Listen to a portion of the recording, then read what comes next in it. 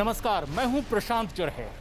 Corona से जंग जारी है, ये एक महामारी है, लेकिन इस बीच आपकी, हमारी, हम सब की एक बड़ी जिम्मेदारी है कि हम कोरोना नियमों का पालन जरूर करें।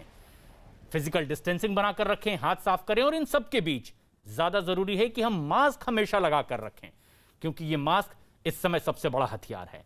और न्यूज 18 ने तो बाकायदा इसके लिए एक मुहिम भी शुरू की है, #मास्क पहनो इंडिया। जब तक आप ये तय न कर लें कि आपकी लोगों से सुरक्षित दूरी है, आप अकेले हैं, जिस तरह की हम इस वक्त स्टूडियो के भीतर हैं, तब तक आप मास्क ना उतारें, क्योंकि ये मास्क आपका, हमारा, हम सब का इस समय सबसे बड़ा हथियार है।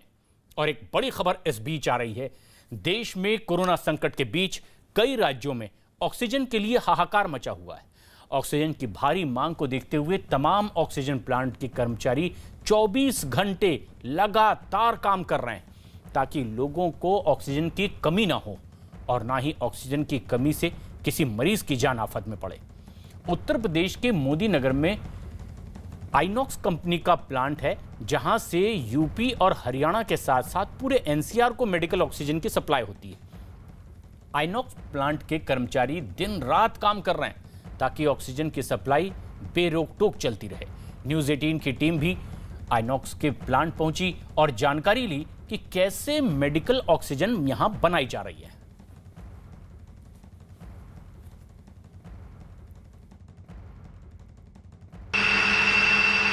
मैं नीरज कुमार मौजूद हूं उत्तर प्रदेश के मोदी नगर में बड़े ऑक्सीजन प्लांट के अंदर, और आपको बताएंगे कैसे ऑक्सीजन बनाया जाता है, लिक्विड के तौर पे उसे तब्दील किया जाता है, हवा से कैसे पहले ऑक्सीजन लिया जाता है, पूरी प्रक्रिया आपको बताएंगे कि लिक्विड बनाने से लेकर कैसे सप्लाई किया जाता है अस्पतालों में।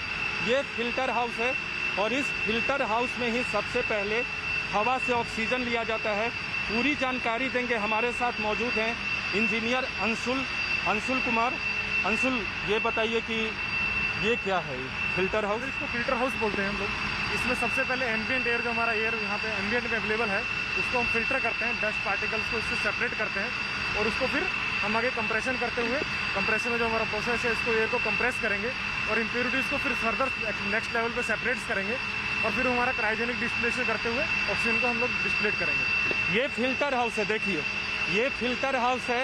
ये हवा से हवा ली जाती है यहाँ से, और हवा में, ये बताएं आम लोगों के लिए, हवा में ऑक्सीजन होता है, नाइट्रोजन होता है और बाकी गैस होते हैं, जो कितना होता है और कैसे ये फिल्टर हाउस उसको अलग करता है। एम्बिएंट एयर में हमारा 78% नाइट्रोजन होता है और 21% हमारा ऑक्सीजन होता है, और बैलेंस गैसेज में आर्गन होती है या डिफरेंट गैसेज भी होती हैं, तो हम उसमें से हमारा ऑक्सीजन को अलग करते हैं, नाइट्रोजन को अलग करते हैं और ये आर्गन को हम तीनों प्रोडक्शन में हम लोग यहाँ से बनाते हैं। अलग करने का काम फिल्टर हाउस करता है? फिल्टर हाउस सिर्फ डस्ट पार्टिकल्स को अलग करता है। हाँ, जो एम्बिएंट एयर में हमारी डस्ट है, जो इंडिविजुअल डस्ट है, बहुत माइन्यूट पार्टिकल साइज की, उसको अलग करता है। इसके बाद क्या होता है? इसके बाद हम एयर को कंप्रेस करते हैं, उसको एक हायर प्रेशर पे लेके जाते हैं और उसके बाद प्रेशर अलग प्रेशराइज करने के बाद इसको हम लोग CO2 सब इम्प्योरिटीज़ को सबको अलग करते हैं और फिर इसको एयर को ठंडा करके जो क्रायोजेनिक डिस्टिलेशन जो इसका प्रोसेस है उसको हम करते हैं, जिससे हमारा ये कंप्रेसर है। ये सिर्फ कंप्रेशन पार्ट। फिल्टर हाउस से हवा जाती है कंप्रेसर पे। तो कंप्रेसर में क्या होता है? कंप्रेसर में एयर को कंप्रेस करते हैं, हायर प्रेशर पे लेके जाते हैं उसको। तो देख सकते हैं ये फिल्टर हाउस है। फिल्टर हाउस हवा को लेता है, उसके बाद हवा को लेकर उससे डस्ट को अलग करके एयर कंप्रेसर में भेजता है। एयर कंप्रेसर पर भी आपको ले चलेंगे, बताएंगे कि वहाँ कैसे हवा से ऑक्सीजन को अलग किया जाता है। प्लांट में लिक्विड ऑक्सीजन तैयार होने के बाद उसे -183 डिग्री से -195 डिग्री सेल्सियस के तापमान वाले क्रायोजेनिक टैंक के जरिए अस्पताल पहुंचाया जाता है।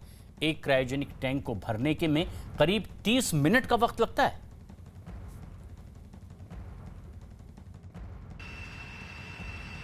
लिक्विड के तौर पे जब ऑक्सीजन तैयार हो जाता है हवा से, तो उसे लिक्विड ऑक्सीजन टैंक में स्टोर किया जाता है। 1000 टैंक की यह क्षमता है। हमारे पीछे आप देख सकते हैं मोदी नगर के जिस प्लांट में खड़े हैं। एक बार लिक्विड तैयार हो जाता है तो देश के अलग अलग हिस्सों में भेजने की शुरुआत की जाती है। देख सकते हैं आप, बड़े बड़े टैंक में भरे जा रहे हैं लिक्विड ऑक्सीजन।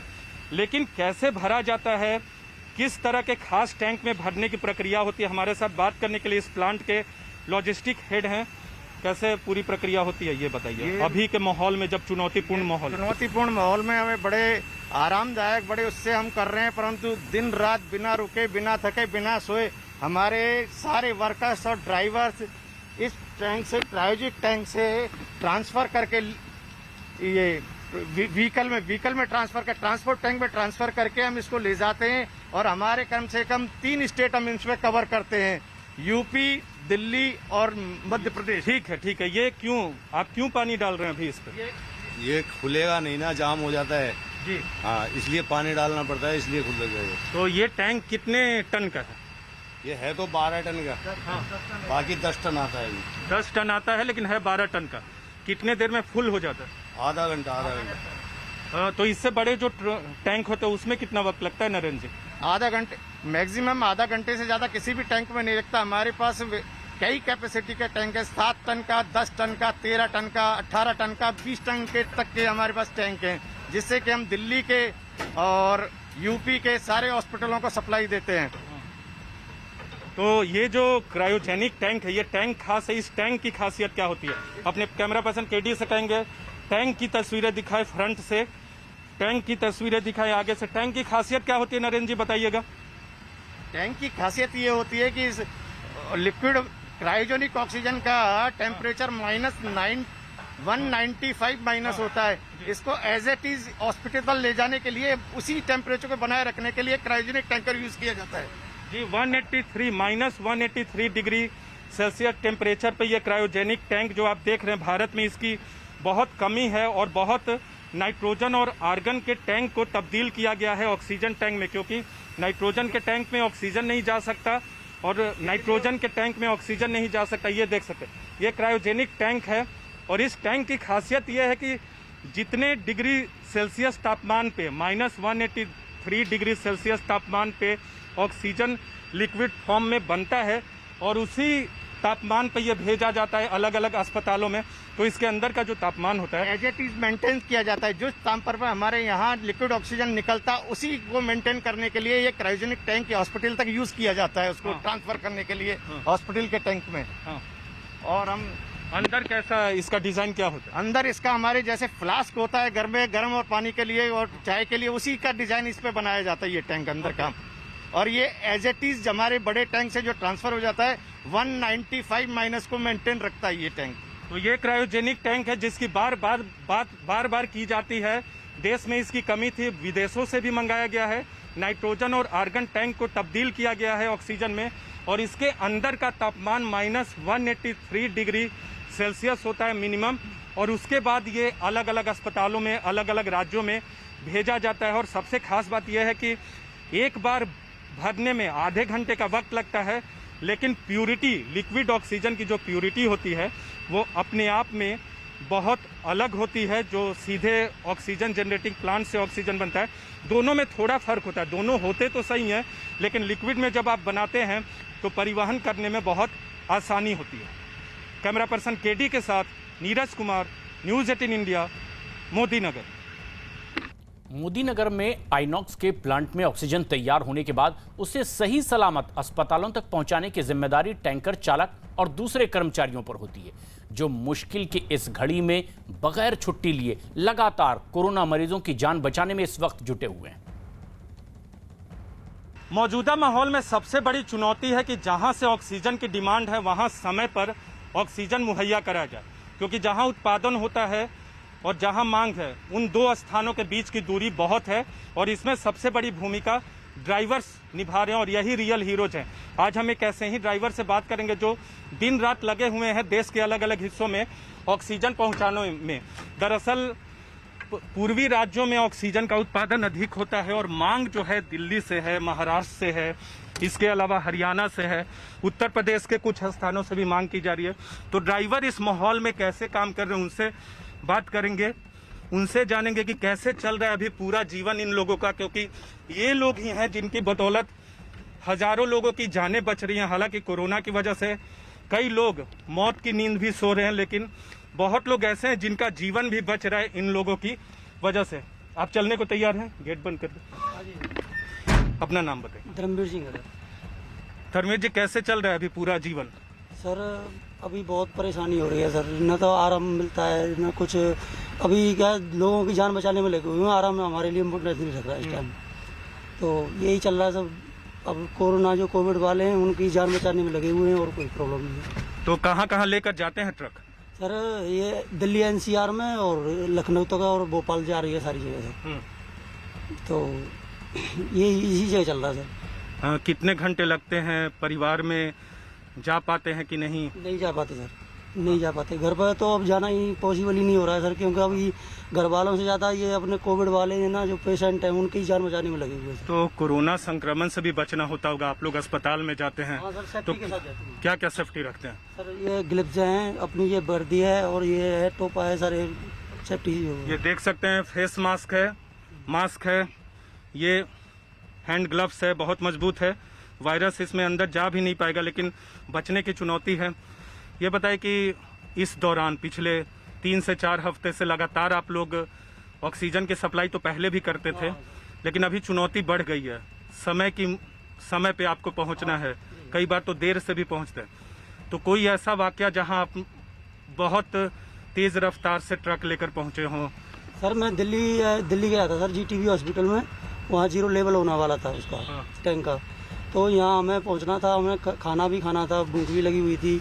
बाकी जब वहाँ पहुँचा आधा घंटा पहले ही पहुँच गया सर। जो दिल्ली पुलिस की सपोर्ट मिली वहाँ पे, ट्रैफिक व्रैफिक कुछ मिला नहीं, तो जल्दी टाइम से पहले पहुँच गए वहाँ पे। आप जैसे बहुत ड्राइवर, हजारों ड्राइवर अभी कहीं से लिक्विड ऑक्सीजन लेकर अस्पतालों में जाते हैं।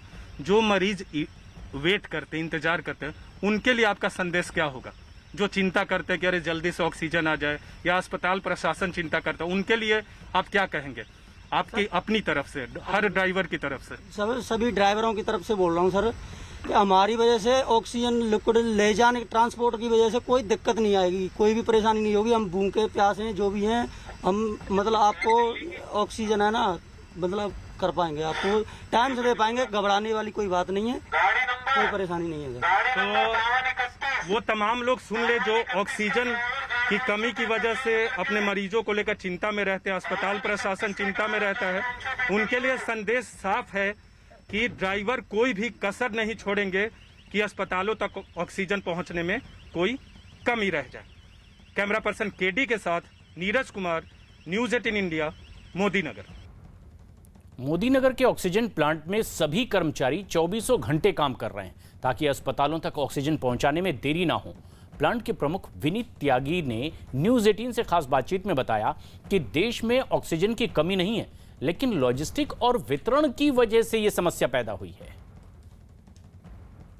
हमारे साथ बातचीत करने के लिए आईएनऑक्स मोदी नगर प्लांट के हेड विनीत त्यागी जी हैं। विनीत जी, आपकी कंपनी का दावा है कि देश में ऑक्सीजन की कमी नहीं है, तो आखिर अस्पतालों में कमी हुई क्यों? नीरज जी, ज़्यादातर पहले कोविड से पहले ऑक्सीजन का निर्माण इंडस्ट्रियल यूज़ के लिए किया जाता था। मेडिकल यूज़ के लिए इसका रिक्वायरमेंट जो बढ़ी है वो अभी बढ़ी है। अक्सर ये रेशियो 30-70 का रहा है। 30% ऑक्सीजन यूज़ की जाती है मेडिकल में और 70% इंडस्ट्रियल में। तो इससे ये होता था, ये प्लांट अक्सर वहीं बनाए जाते थे जहाँ पे इंडस्ट्रीज पास में होती थी। आज की तारीख में भी ऑक्सीजन की मात्रा की कमी नहीं है भारतवर्ष में, पर क्योंकि ये प्लांट जो ऑक्सीजन बनाते हैं ये इंडस्ट्रीज के पास होते हैं, हॉस्पिटल्स के पास नहीं, तो लॉजिस्टिक और डिस्ट्रीब्यूशन की जो समस्या पैदा हुई, उत्पन्न हुई, जिस वजह से ये समस्या सामने आई कि कहीं जहाँ हॉस्पिटल्स हैं वहाँ पे ऑक्सीजन की रिक्वायरमेंट कम रही, क्योंकि वो सही टाइम पे सही मात्रा में पहुँचाई नहीं जा सकी होगी। ये भी है जो ऑक्सीजन का सप्लाई जहाँ, यानी ऑक्सीजन मौजूद जहाँ है वो पूर्वी भारत के हिस्से में, चाहे बंगाल की बात करें, झारखंड की बात करें, बिहार की बात करें, उड़ीसा में है। और जो ज़रूरत महसूस की गई वो दिल्ली, हरियाणा, इसके आसपास के इलाके में, यूपी में महसूस की गई, महाराष्ट्र में महसूस की गई। तो इसका भी फर्क है, क्योंकि उत्पादन होता है पूर्वी भारत में और नॉर्थ और साउथ के राज्यों को ज़्यादा ज़रूरत पड़ी। ज़्यादातर ऑक्सीजन स्टील इंडस्ट्रीज़ में यूज़ होती है और बड़े बड़े प्लांट उस एरिया में ही हैं जहाँ पे इंडस्ट्रीज़ हैं, उन्हीं स्टेट्स में है जहाँ पे इंडस्ट्रीज़ हैं। और जो ये हॉस्पिटल्स हैं ये एनसीआर जोन में कहीं या बड़े मेट्रोपॉलिटन सिटीज़ में होते हैं, तो वही लॉजिस्टिक का इश्यूज़ उत्पन्न हुआ, वहाँ से इन्हें हॉस्पिटल्स के लिए लेकर आना और सही टाइम पर लेकर आना। जो हॉस्पिटल्स पहले 1 टन लेते थे उनकी रिक्वायरमेंट 10 गुना बढ़ गई, 10 टन लेने लगे, तो ये रिक्वायरमेंट का अचानक से इंक्रीज़ हो जाना इस समस्या को उत्पन्न करता है। यानी जहां सप्लाई और जहां डिमांड है उसमें दूरी का होना एक बहुत इसकी बड़ा वजह से कारण चुनौती हुई और लोगों को ऑक्सीजन की कमी हुई। लेकिन इंडस्ट्रियल ऑक्सीजन को भी तो आपको मेडिकल ऑक्सीजन में तब्दील करने की इजाज़त मिल गई। इंडस्ट्रियल ऑक्सीजन ऐसे ही हाईली प्योर होती है, उसे कोई तब्दील नहीं करना होता, वो हाईली प्योर होती है और मेडिकल ऑक्सीजन को नॉर्म्स को फॉलो करती है। सिर्फ हमें उसको आईपी कोड के अंदर टेस्टिंग करना पड़ता है और उसे एक बैच बनाना होता है और हमें उसे मेडिकल में सप्लाई देनी होती है। जो आप लोग ऑक्सीजन भेज रहे हैं अलग अलग हिस्सों में, न सिर्फ इस प्लांट में, देश के दूसरे हिस्सों में भी आपके दूसरे प्लांट जो भेज रहे हैं, चुनौतियाँ क्या आ रही है अभी? टाइम को मीट करने की, डेडलाइन को मीट करने की सबसे बड़ी चुनौती क्या है अभी? आज की तारीख में सबसे बड़ी चुनौती है सही वक्त पे सही समय पे ऑक्सीजन का हॉस्पिटल में पहुंच जाना। और इस डेडलाइन को मीट करने के लिए, क्योंकि लॉजिस्टिक की सप्लाई को मैनेज करना एक सबसे बड़ी चुनौती है। प्रोडक्शन अपनी जगह में है, हमारा ये प्लांट जिसमें आप मोदी नगर में है, इसकी डिज़ाइन ऑक्सीजन की प्रोडक्शन 150 टन है। हमने अपने प्लांट का 10 से 15% ऑक्सीजन की जो प्रोडक्शन रेट है वो भी बढ़ा दिया है, पर इसके बाद भी हम एनसीआर जोन की कई रिक्वायरमेंट को मेट नहीं कर पाते हैं, क्योंकि हमारे पास में वही लॉजिस्टिक की सप्लाई की रिक्वायरमेंट आ जाती है। हम यहाँ से तो दे पा रहे हैं, पर दूसरे स्टेट्स जहाँ पे जो कि साउथ में एग्जिस्ट करते हैं, जैसे आपने बोला झारखंड में या एग्जिस्ट करते हैं, वेस्ट बंगाल में एग्जिस्ट करते हैं, अब धीरे धीरे सिस्टम सेटल डाउन हो रहा है, लॉजिस्टिक के जो इश्यूज हैं वो रिजॉल्व हो रहे हैं। तो कोई SOS कॉल आता है, इमरजेंसी कॉल भी अस्पतालों से आती होगी, क्योंकि आपका प्लांट नज़दीक है, लिक्विड का उत्पादन आप ही लोग कर रहे हैं, तो कैसे डील करते हैं? SOS कॉल्स के लिए हमारी मार्केटिंग टीम 24/7 सतत प्रयास में रहती है और वो ही मैनेज कर रही है सारे हमारे टैंकर्स को, जिनको हम VITTs कहते हैं, वैक्यूम इंसुलेट ट्रांसपोर्ट टैंक। और उन SOS कॉल्स को हम लोग कंटिन्यूसली मॉनिटर किया था। 24/7 हमारा वॉर रूम रेडी है उसके लिए।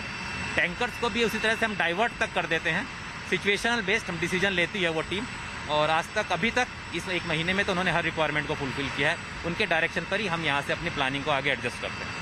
दरअसल आइनॉक्स जो है वो अभी 33% डिमांड को पूरा करा। आमतौर पे कोविड काल से पहले 60% डिमांड को पूरा करता था और देश में सबसे ज़्यादा औद्योगिक और मेडिकल ऑक्सीजन उत्पादन करने का श्रेय जो है आइनॉक्स को ही जाता है। और मौजूदा वक्त में भी जब संकट की घड़ी है, कई दूसरे प्लेयर्स आए हैं, दूसरी कंपनियां भी हैं, लेकिन आइनॉक्स इस कड़े वक्त में भी, इस मुश्किल वक्त में भी 33% मेडिकल ऑक्सीजन की सप्लाई देश भर के अलग अलग अस्पतालों और राज्यों को कर रहा है। एक बड़ी खबर आ रही है गोवा से इस वक्त, जहां पर एक टैंकर से ऑक्सीजन के लीक होने की जानकारी आ रही। जानकारी के मुताबिक दक्षिण गोवा के जिला अस्पताल में टैंकर से ऑक्सीजन अस्पताल के सप्लाई टैंक में ट्रांसफर की जा रही थी और इसी दौरान ऑक्सीजन लीक होने लगी। देश में ऑक्सीजन की किल्लत है, ऐसे में लापरवाही से लीक होना जरूर चिंता की बात है। फिलहाल मामले की जांच भी की जा रही है ताकि जिम्मेदार लोगों पर कार्रवाई की जा सके।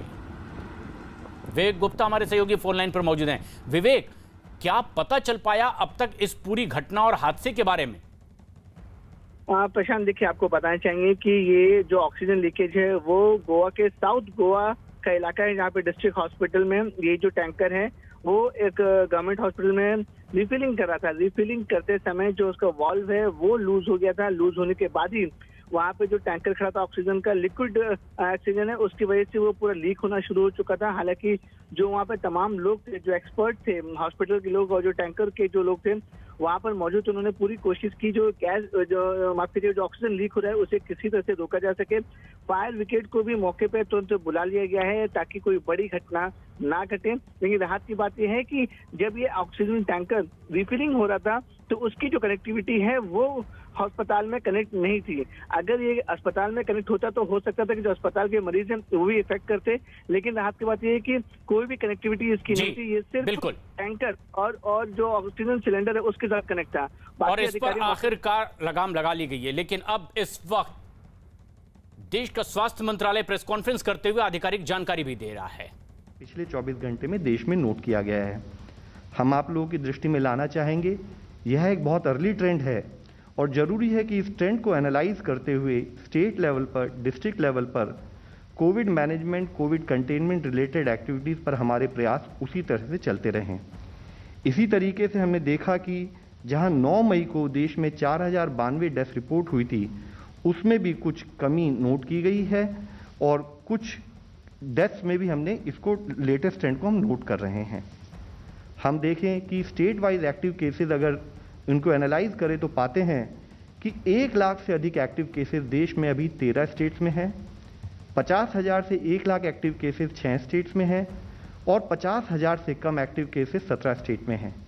यहाँ हम आप लोगों की दृष्टि में लाना चाहेंगे, पिछले कुछ दिनों तक करीब 12 स्टेट ऐसी थी जहाँ पर कि 1 लाख से अधिक एक्टिव केसेस थे। मध्य प्रदेश एक नई स्टेट उसमें ऐड हुई है जहाँ पर कि एक्टिव केसेस की संख्या में बढ़ोतरी नोट की गई है।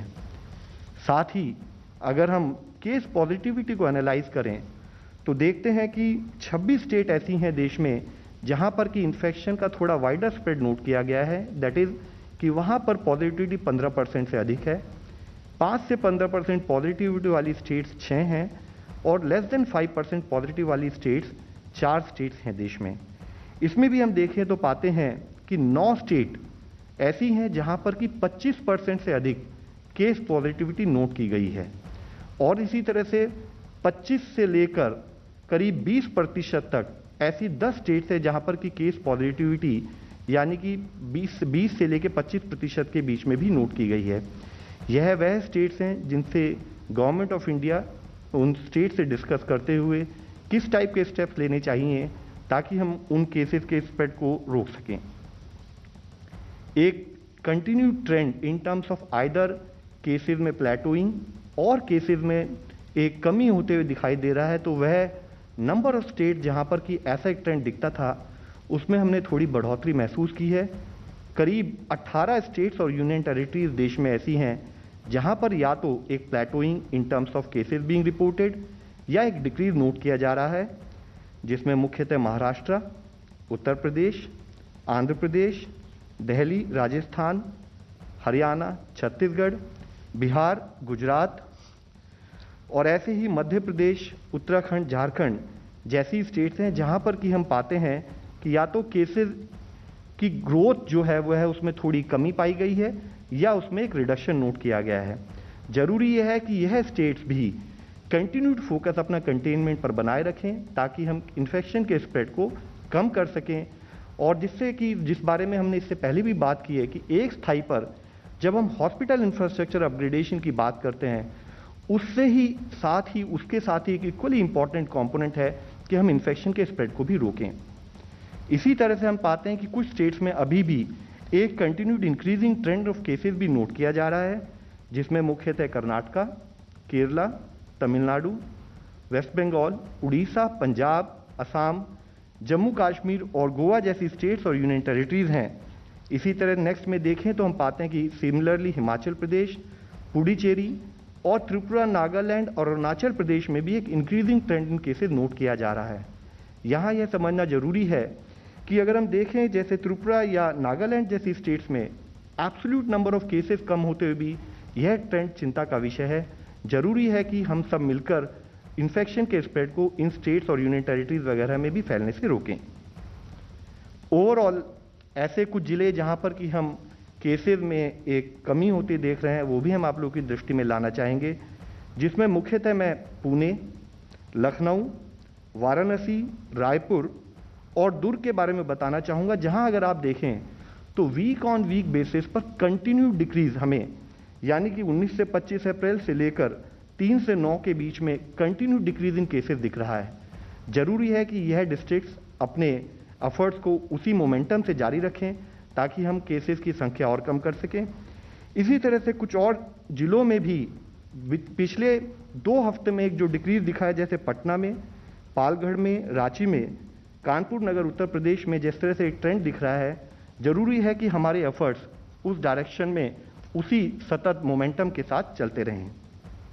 एरियाज ऑफ कंसर्न के रूप में हम देखें तो पाते हैं कि कुछ ऐसे भी जिले हैं जहां पर केसेस में ग्रोथ भी नोट की जा रही है, जिसमें मुख्यतः अगर आप देखें बेंगलुरु अर्बन, देहरादून, ईस्ट गोदावरी आंध्र प्रदेश, विशाखापट्टनम, चेंगलपट्टू और तिरुवल्लुर तमिलनाडु, इनमें आप देखें तो पिछले 15 दिनों में एक कंटिन्यूड ग्रोथ ट्रेजेक्टरी दिख रही है।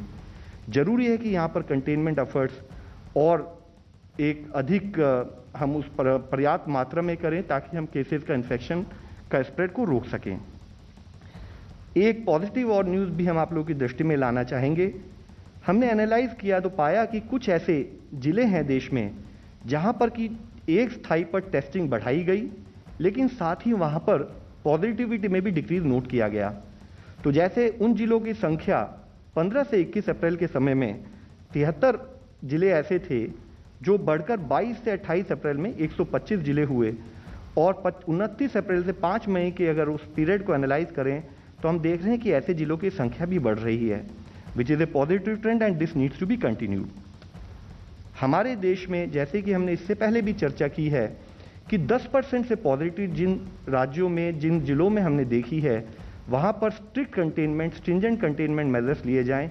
तो ऐसे जिलों को भी हम आप लोगों की दृष्टि में लाना चाहेंगे, जिसको हम अपनी वेबसाइट पर भी डे टू डे बेसिस पर हाईलाइट करते हैं, जहाँ पर कि हम स्टेट्स और डिस्ट्रिक्ट्स के साथ मिलकर एफर्ट्स कर रहे हैं कि वहाँ पर इन्फेक्शन का स्प्रेड कम किया जा सके।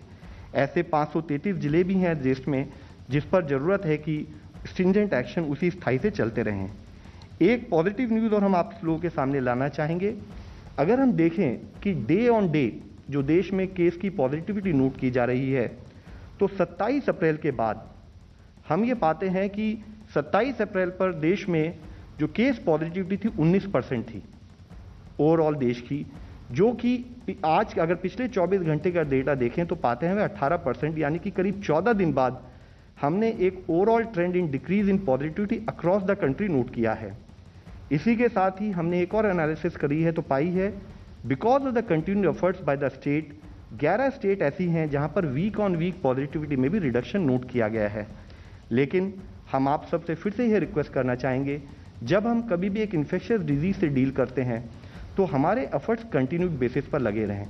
हम एक दिन भी कहीं भी ढिलाई बरतेंगे तो इन्फेक्शन फैलने का खतरा बना रहता है, जिसलिए ज़रूरी है कि एफर्ट्स में कोई भी कमोबेशी ना हो। इसी के साथ ही वैक्सीन के बारे में मैं आप लोगों की दृष्टि में लाना चाहूँगा कि करीब 17.01 करोड़ डोजेज देश में वैक्सीन की गवर्नमेंट ऑफ इंडिया द्वारा फ्री सप्लाईज के रूप में स्टेट्स को प्रोवाइड की गई हैं, जो कि लोगों को मिल चुकी हैं। इसी के साथ ही हमने स्टेट्स के साथ कोलैबोरेट करते हुए 18 से 44 साल के जो लोग हैं जिनको कि स्टेट डायरेक्ट परचेज के थ्रू या प्राइवेट सेक्टर डायरेक्ट परचेज के थ्रू प्रोवाइड कर सकता है, उसको भी फैसिलिटेट करते हुए हम देखते हैं कि करीब 25.59 लाख डोजेज उस एज ग्रुप को भी दी जा चुकी हैं। हम एक और इस विषय आपकी दृष्टि में लाना चाहेंगे। अगर आप देखें तो पाते हैं कि आज run away spread of infection जो कि कुछ प्रांतों में नोट किया गया, उसके लिए ज़रूरी है कि स्ट्रिंजेंट कंटेनमेंट एक्टिविटी जो कि मिनिस्ट्री ऑफ होम की गाइडलाइंस के द्वारा और ministry of health government of India के द्वारा स्टेट्स को प्रोवाइड की गई हैं, उस पर हमारा कार्य चलता रहे। एक केस एनालिसिस के रूप में देखें तो पाते हैं कि कैसे स्ट्रिंजेंट कंटेनमेंट मेजर्स हमें इन्फेक्शन के स्प्रेड को कम करने में सहायक हो सकते हैं। पुणे के बारे में अगर आप एनालाइज करें तो आप पाएंगे कि करीब 69.7% केस पॉजिटिविटी 1 मार्च वाले वीक में जब वहाँ नोट की गई, तो उस टाइम पर नाइट कर्फ्यू जैसे कुछ जो कर्बिंग मेजर्स हैं वो इम्प्लीमेंट किए गए।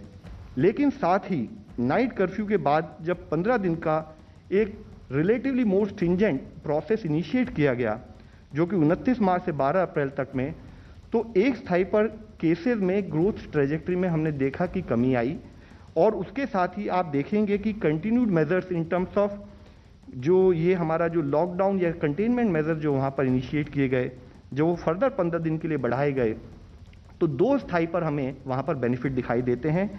एक हम देखते हैं कि इस लॉकडाउन के इनिशिएट करने से पहले जब केस पॉजिटिविटी 41.8% थी, वह घटकर अब 23.4% रह गई है। और उसी के साथ ही जो एक पीक हमने बीच में हाई ग्रोथ ट्रेजेक्ट्री नोट की थी, अब उन केसेस में भी कमी आ रही है। हम आप लोगों की दृष्टि में लाना चाहेंगे कि night curfew coupled with restrictions on mass gatherings, on avoiding intermingling of people, on ensuring that non-essential activities for a limited period can be sort of delayed for a period of 14 to 15 days, which is what is important from an epidemiological angle, is critical to ensure कि हम infection spread को कम कर सकें। इसी के साथ ही एक और केस एनालिसिस हम आप लोगों के सामने रखना चाहेंगे। जैसे कि मुंबई के बारे में, मुंबई एक बहुत बड़ा शहर है, वहाँ पर कॉरपोरेशंस और स्टेट गवर्नमेंट के जो उन्होंने इनिशिएटिव लिए, वह इनिशिएटिव ने कैसे वहाँ के प्रोसेस को, हॉस्पिटल एडमिशन को एड किया, वह हम आप लोगों को बताना चाहेंगे। मुख्यतः वहाँ पर किया ये गया कि सिटीजन एंगेजमेंट के लिए जो कंट्रोल रूम उनका था वह मुंबई कॉरपोरेशन के लेवल पर ना करते हुए उसको 24 वार्ड में 24 कंट्रोल रूम बनाए गए और जितने भी वहाँ टेस्ट रिजल्ट्स आते थे उन टेस्ट रिजल्ट्स को मेन कंट्रोल रूम में लेते हुए, जो भी लैब्स थी उनसे डेटा लेते हुए उसको वार्ड वाइज सेग्रीगेट किया गया और सेग्रीगेट करके उन respective ward wise control rooms को भेजा गया। इन कंट्रोल रूम में नॉट ओनली टेलीफोन ऑपरेटर्स, वहाँ पर डॉक्टर्स और मेडिकल सपोर्ट स्टाफ प्रोवाइड किया गया, उनको एम्बुलेंसेस के साथ कोऑर्डिनेट किया गया जो कि एनालाइज करता था कि उस पर्टिकुलर वार्ड के रहने वाले जो लोग पॉजिटिव आए हैं उनको जिसको भी एडमिशन की ज़रूरत हो वह उनको उन एम्बुलेंसेस के द्वारा रेस्पेक्टिव हॉस्पिटल्स में एडमिशन कराते थे। इन प्रोसेस की वजह से और इन प्रोसेस के पार्ट के रूप में मुंबई में 800 जो SUVs हैं उनको भी रिफर्बिश करके मेकशिफ्ट एम्बुलेंस बनाया गया। एक IT प्लेटफॉर्म बनाया गया जिससे कि इन एम्बुलेंसेस को ट्रैक किया जाता था। एक सेंट्रलाइज्ड डैशबोर्ड बनाया गया जिससे कि अवेलेबल हॉस्पिटल बेड्स को मॉनिटर किया जाता था। ऐसे ही एक system for procuring hospital bed establish किया गया और जितने भी ये कंट्रोल रूम थे उन्होंने कोऑर्डिनेटेड एफर्ट ये किया कि पेशेंट को हॉस्पिटल बेड मिलने में समस्या ना हो। इस टाइप के इनिशिएटिव मुंबई ही नहीं और बहुत से प्रांतों में गवर्नमेंट ऑफ इंडिया की जो दिशा निर्देश हैं उनके तहत चल रहे हैं। हमारा एफर्ट आप लोगों के द्वारा बताने का यही है कि ज़रूरी है कि ये पॉजिटिव एफर्ट नेशनल लेवल पर सब लोग मिलकर करेंगे तो हम ओवरऑल प्रोसेसेस को ईज कर पाएंगे। इसके साथ ही मैं आप लोगों की दृष्टि में लाना चाहूँगा कि group of ministers headed by health minister union government और जो कंसर्न मिनिस्टर्स हैं उन्होंने रिसेंटली कोविड-19 की सिचुएशंस का, प्रिपेयर्डनेस का और उसकी प्लानिंग अक्रॉस द स्टेट उसको एनालाइज किया और उससे संबंधित कैसे इन्फेक्शन स्प्रेड को रोका जाए दिशा निर्देश जारी किए। साथ ही यूनियन हेल्थ मिनिस्ट्री ने डिजास्टर मैनेजमेंट एक्ट में एक नेशनल पॉलिसी ऑफ एडमिशन को भी रिसेंटली इनंसिएट किया है जिसमें मुख्यतः मैं आप लोगों को बताना चाहूँगा हमने स्पेसिफाई किया है कि कोई भी कोविड-19 पॉजिटिव पेशेंट है उसके लिए अगर उसका टेस्ट ना भी हुआ हो या रिजल्ट डिले हो रहा हो तो उसको एडमिशन के लिए ना रोका जाए, उसको सस्पेक्ट वार्ड में एडमिट किया जाए। इसी के साथ ही कोई भी पेशेंट उसको कोई भी सर्विसेज को उसको कभी भी कि वह दूसरे प्रांत से बिलोंग करता है या उसका ID कार्ड नहीं है उस कारण से भी उसको ना ऐसा कोई सिचुएशन क्रिएट ना हो। हमारे पूरे एफर्ट यही हैं स्टेट गवर्नमेंट से मिलकर काम करते हुए कि हम जो हॉस्पिटल एडमिशन है वह नीड की बेसिस पर हो, जिन पेशेंट्स को हॉस्पिटल में एडमिशन की ज़रूरत हो उनको समय पर बेड मिल जाए और ऐसे लोग जो पैनिक या किसी और मिस इन्फॉर्मेशन के तहत ऐसे बेड्स ऑक्यूपाई कर रहे हैं जिनकी उनको नीड ना हो, क्योंकि बेड्स एक क्रिटिकल रिसोर्सेज हैं, उसकी कोई कोताही ना हो, उस पर ही हमारा कार्य चलता रहे।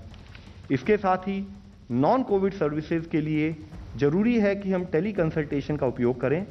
हमारा नेशनल प्लेटफॉर्म ई-संजीवनी प्लेटफॉर्म स्टेट्स के साथ तो काम कर ही रहा है, अब उसमें रिटायर्ड डिफेंस ऑफिसर्स भी जुड़ गए हैं जो कि नेशनल लेवल पर कोई भी अगर पेशेंट, कोई भी अगर सिटीज़न जो गाइडेंस चाहता है वह हमारे इस नेशनल प्लेटफॉर्म ई-संजीवनी OPD.in पर जा सकता है और कंसल्टेशन बुक कर मेडिकल सहायता भी प्राप्त कर सकता है। धन्यवाद। श्री पीयूष गोयल जी। नेक्स्ट।